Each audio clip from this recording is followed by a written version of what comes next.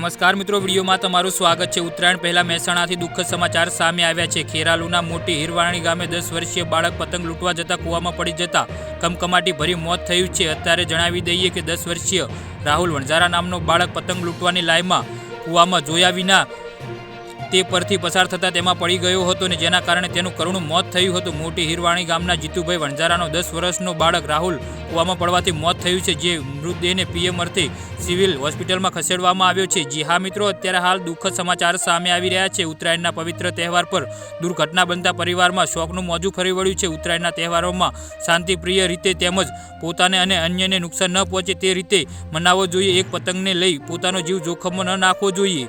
જી હા મિત્રો, અત્યારે ઉલ્લેખનીય છે કે દર વર્ષે અનેક બનાવો બનતા હોય છે જેમાં મૃત્યુ પણ થતા હોય છે, ત્યારે આ વખતે પણ એક ઘટના સામે આવી છે। માટે તમે અને તમારો પરિવાર શાંતિથી તેમજ સલામતી સાથે ઉત્તરાયણનો પર્વની ઉજવણી કરો। જી હા મિત્રો, તો આના વિશે તમારું શું કહેવું છે તો નીચે મારી કોમેન્ટ બોક્સમાં જરૂરથી જણાવજો અને મારી યુટ્યુબ ચેનલને સબસ્ક્રાઇબ કરવાનું ના ભૂલતા। વિડીયો પૂરો જોવા બદલ મિત્રો ખૂબ ખૂબ આભાર।